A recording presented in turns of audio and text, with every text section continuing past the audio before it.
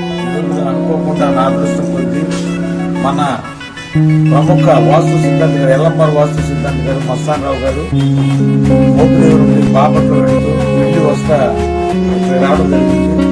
మా ఇల్లు కూడా వాస్తు చూడడం సార్ క్రమం దైవం పడడం మా ఇల్లు కూడా వారు ఉన్నారు.